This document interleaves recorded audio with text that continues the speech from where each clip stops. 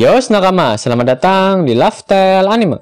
Akhirnya One Piece Chapter 1019 sudah bergentayangan, meskipun masih dalam versi bajak lautnya, dan bahasanya pun masih bertuliskan Ike Ike Kimochi. One Piece Chapter 1019 mendapatkan judul Heliceratops, di mana merujuk pada serangan milik Sasaki yang saat ini sedang bertarung dengan Franky. Dalam rangka memperingati ulang tahun One Piece yang ke-24, One Piece Chapter 1019 mendapatkan jatah Color Sprite, di mana Oda menggambarkan kru bajak laut topi jerami dengan pakaian renang, dan sudah tentu para kru wanita memakai bikini, di mana mereka sedang menaiki beberapa ikan hiu paus di lautan. One Piece Chapter 1019 diawali dengan memperlihatkan kondisi di panggung utama. Terlihat Queen yang menembaki Sanji dengan banyak sekali tembakan laser. Sanji dengan mudah menghindarinya. Dia pun tersenyum dan berpikir jika Franky pasti menginginkan teknologi yang dimiliki oleh Queen saat ini.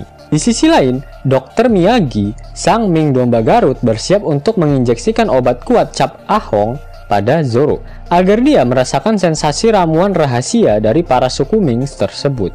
Beberapa suku Ming mencoba menusuk Zoro dengan sangat kuat, agar mampu tembus melewati perban yang dibuat asal-asalan oleh Sanji. Namun Zoro malah berteriak, tidak jelas. Apakah mungkin Zoro takut dengan jarum suntik?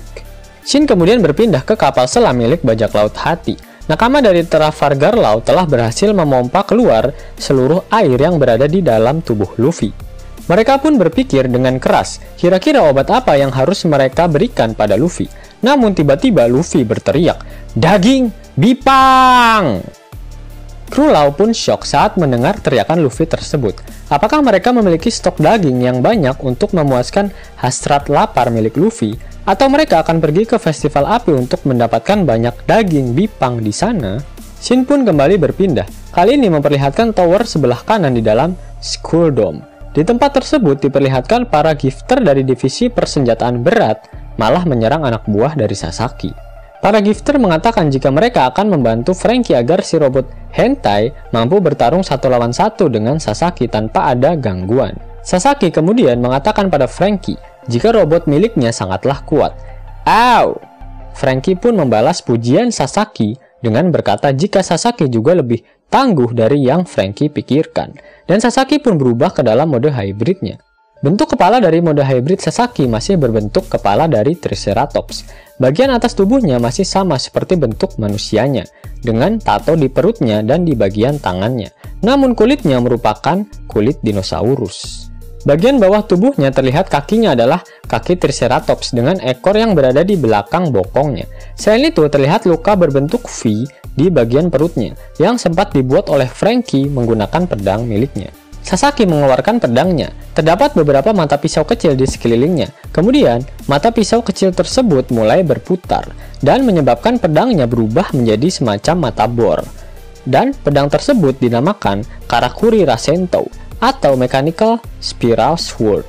Sasaki mendongakkan kepalanya dan melihat ke atas. Dan tiba-tiba, tanduk yang ada di leher miliknya juga mulai berputar dengan kecepatan tinggi. Hal ini membuat Sasaki mampu terbang, di mana hal tersebut berfungsi seperti baling-baling helikopter, dan Franky pun kagum melihatnya. Au! Bagaimana bisa dinosaurus mampu melakukan hal seperti itu? Sasaki pun menjawab jika hal seperti ini biasa dilakukan oleh Triceratops. Sasaki pun mengeluarkan serangan baru yang dinamakan Heliceratops untuk menghajar para gifter yang memberontak. Kemudian Sasaki pun menyerang Franky dengan tulang leher dan pedang miliknya yang berputar sangat kencang. Franky pun menangkis serangan tersebut dengan susah payah. Sasaki pun melakukan proses landing dan mendarat tepat di depan Franky Shogun yang telah menyimpan pedangnya agar dia lebih leluasa untuk melindungi dirinya dari serangan Sasaki. Sasaki bersiap untuk terbang ke arah Franky dengan kecepatan tinggi menggunakan tulang lehernya yang berputar-putar. Namun dia membuat kesalahan. Bukannya dia terbang maju ke depan, Sasaki malah terbang mundur ke belakang. Krik krik krik, terjadi moment of silence di sini. Namun Sasaki berkilah jika dirinya ingin mengambil jarak yang pas agar serangannya nanti semakin dahsyat. Sasaki pun mulai terbang ke arah depan dan menyerang Franky dengan serangan yang dinamakan Tamaceratops. Serangan tersebut sangatlah kuat hingga membuat roket launcher pada bahu kiri Franky Shogun meledak dengan sendirinya. Namun Franky Shogun mengambil kesempatan ini untuk meremas Sasaki dan melemparnya menggunakan teknik General Suplex untuk membantingnya ke atas tanah. Franky pun menyadari jika serangan pedangnya telah memberikan bekas luka pada perut Sasaki, dan dia berpikir jika tempat itulah titik terlemah dari Sasaki. Franky Shogun pun kembali menarik pedangnya yang dinamakan Franken. Franky kemudian menyerang Sasaki menggunakan teknik Shorino V-Flash. Namun Sasaki berhasil menghindari serangan tersebut dengan cara terbang ke atas. Franky dan Sasaki pun melakukan pertarungan pedang-pedangan. Namun karena pengalaman Franky yang kurang dalam bermain pedang-pedangan, Sasaki pun mendominasi dan berakhir dengan Sasaki yang mampu menghancurkan pedang milik Franky. Karena situasi yang terdesak, Franky sempat mundur untuk mempersiapkan serangan yang berikutnya. Namun Sasaki tetap mengejarnya dan menyerang Franky kembali dengan Tamaceratops. Akan tetapi persiapan Franky tepat pada waktunya. Dia berhasil mengenai Sasaki terlebih dahulu menggunakan serangan General Cannon. Serangan tersebut mementalkan Sasaki ke atas udara dan menyebabkan Sasaki muntah darah. Namun dia masih belum menyerah dan bersiap melakukan serangan balik.